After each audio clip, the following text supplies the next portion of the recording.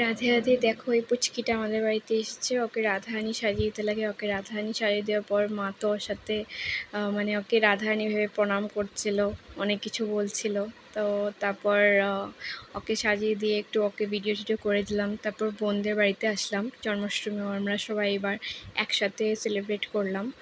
তারপর আমি একটু সাজার ইচ্ছা হলো, প্রত্যেকবারে আমি সাজি, তো ভাবলাম এবারও একটু সেজে নিই। দেখো আমাকে কেমন লাগছে, তোমরা নিশ্চয় কমেন্ট করে আমাকে বলবে। তারপর তো আমরা চলে গেলাম ঠাকুর ঘরে। বোন পূজার সব আয়োজন করলো। তো দেখো কি কি ফল ছল সব কিছু দিয়ে, মিষ্টি দিয়ে, সব কিছু দিয়ে ভগবানকে ভোগ দিয়েছে। তারপর অভিষেক করলো রাত্র 12টার পর। অ্যাকচুয়ালি অনেক জায়গায় 27-এ এবার জন্মাষ্টমী করেছে, অনেক জায়গায় 26-এ করেছে।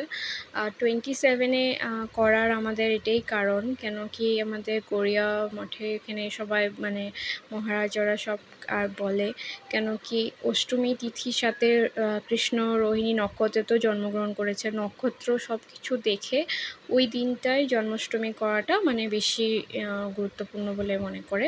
তো সেদিন তাই সবাই আমরা জন্মাষ্টমী করলাম। আর এখানে গড়িয়া মঠে বলো, বৃন্দাবন বলো, সব জায়গাতে মানে 27 অগস্টে মানে এবার জন্মাষ্টমী করেছে। প্রত্যেকবার দুদিনই হয়, অনেকে আগের দিন করে, অনেকে পিছের দিন করে, কিন্তু আমরা প্রত্যেকবার এই গড়িয়া মঠের মতেই আমরা পরের দিনই আমরা জন্মাষ্টমী করি। তো আমি আর বোন অনেকবার ঘরে করি, কিন্তু এবার বোনদের ঘরে করলাম, ওই সব আয়োজন করলো।